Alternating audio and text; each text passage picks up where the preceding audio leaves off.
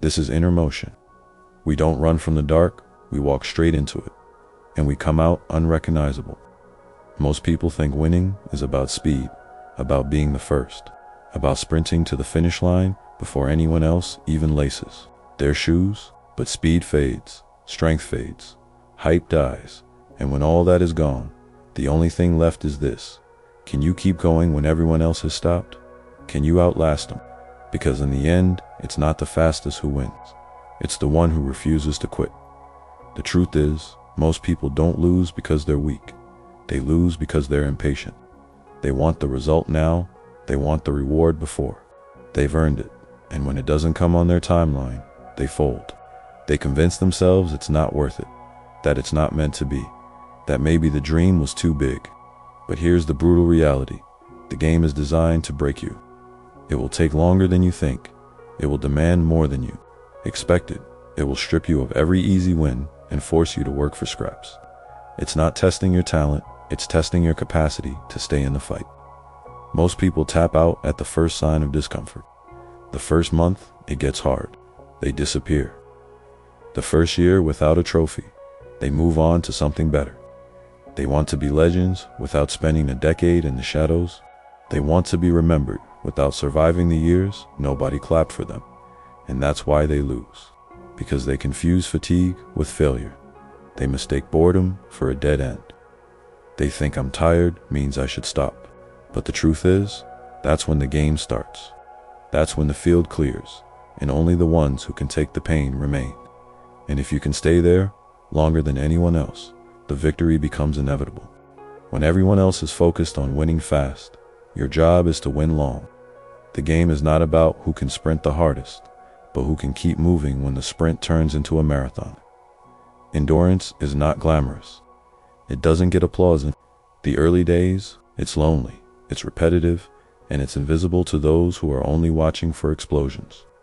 But endurance is what outlasts hype, and when the dust settles, endurance is what leaves you standing. To outlast everyone, you must be willing to embrace the slow grind. You have to be comfortable with progress so small it's almost invisible. You must learn to love the days that feel like nothing changed, because they are the foundation of everything. Most people are addicted to novelty, the new plan, the new project, the new burst of energy. They chase variety, and in doing so, they keep starting over. But if you can hold your course while everyone else is distracted by the next big thing, you'll quietly pass them without them even noticing. Your endurance is built in the moments you want to stop but choose not to. It's built in the mornings you get up without motivation. In the evenings, you keep working when no one's watching. In the silence where doubt creeps in but you keep your hands moving. Every repetition, every small step forward compounds into a wall of momentum no one can push over. Outlasting isn't about avoiding exhaustion. It's about accepting it and continuing anyway. Because while others burn out, you keep burning steady. And in the end, steady is what wins. Endurance is not just a physical game, it's a mental one. Most people think quitting happens in the body, but it starts in the mind. The body will keep going long after your thoughts tell you to stop. But the moment your mind surrenders, the rest of you follows. That's why you must train your thoughts as ruthlessly as you train your muscles. You need to become fluent in talking yourself through the walls you hit. Because those walls are where most people turn back to outlast everyone. You must master the art of reframing pain. You can't see discomfort as a threat. You must see it as proof you're still in the fight. Every ache, every ounce of fatigue, every doubt that surfaces is simply confirmation that you're pushing past where the average person would have stopped. And that's the exact space where winning begins. The more you can normalize that space, the more dangerous you become. You also have to remove the need for constant reassurance. The road to outlasting is long and often silent. There will be months, even years, where no one notices the work you're doing. No one claps, no one asks how it's going. No one validates the grind. If you can't handle that silence, you'll chase noise instead, and noise burns you out faster than any workload. Build your own scoreboard. Track your own progress. Celebrate the small, invisible wins. When you can fuel yourself without outside applause, you become unstoppable. The truth is, endurance doesn't feel epic while you're in it. It feels boring. It feels like repetition. It feels like living the same day over and over while the rest of the world chases shiny distractions. But that's the trap. They think variety is progress. You know better. You know the ones who keep walking in the same direction day after day are the ones who will eventually see the finish line while the others are still wandering in circles. Outlasting everyone around you is not about brute force. It's about strategy. You can't run at full speed forever, so you must learn to pace yourself while others burn themselves out.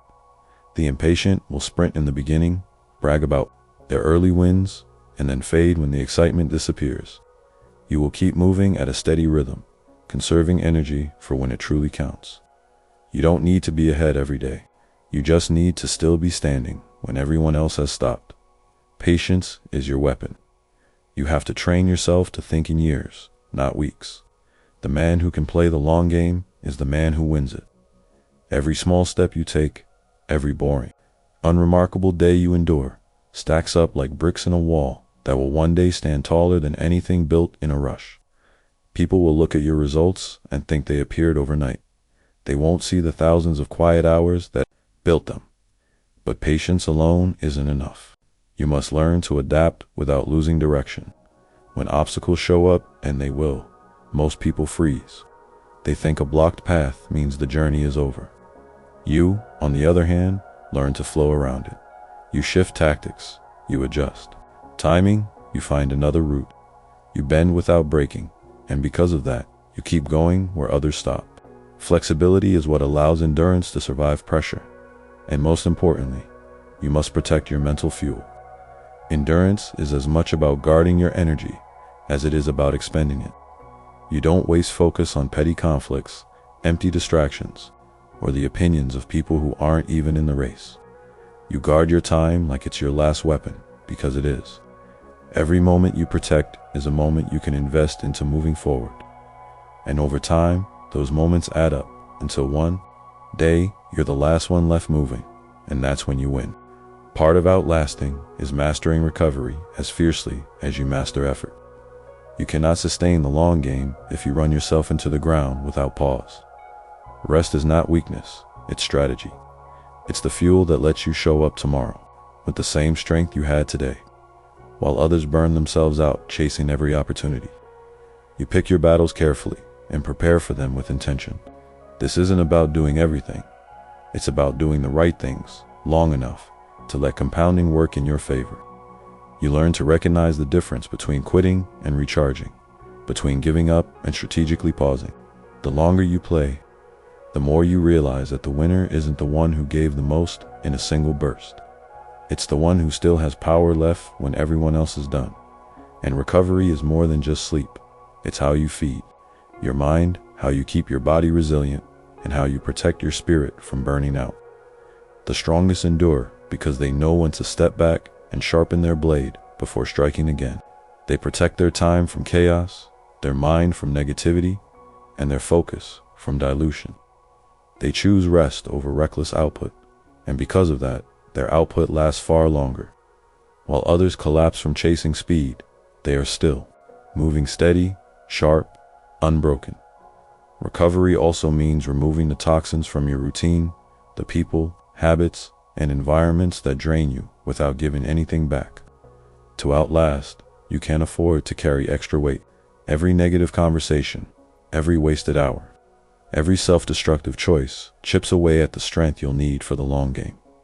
Endurance requires pruning. It requires cutting away what does not serve the mission so you can keep moving. Without friction, most will call this slow. Most will say you're not working hard enough. Let them. You're not here for bursts of approval. You're here to still be standing when the noise fades. And when it does, when the battlefield clears and all that's left are the ones who refuse to quit, you'll be there stronger, sharper, and ready to go further than anyone else could. To outlast, you must master the discipline of controlled intensity. You don't need to give 100% every single second. You need to give 100% when it matters most. This is where most fail.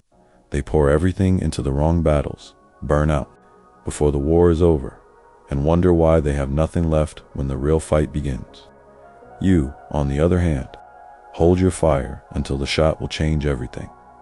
That means learning to be comfortable with being underestimated. Let them think you're slowing down. Let them think you've stopped. Every quiet day, every silent week, you're sharpening your edge, reloading your energy, and waiting for the moment to strike. And when that moment comes, you move so fast, so decisively, that no one can stop you. Outlasting also requires you to play your own game. Stop looking at the timelines of others.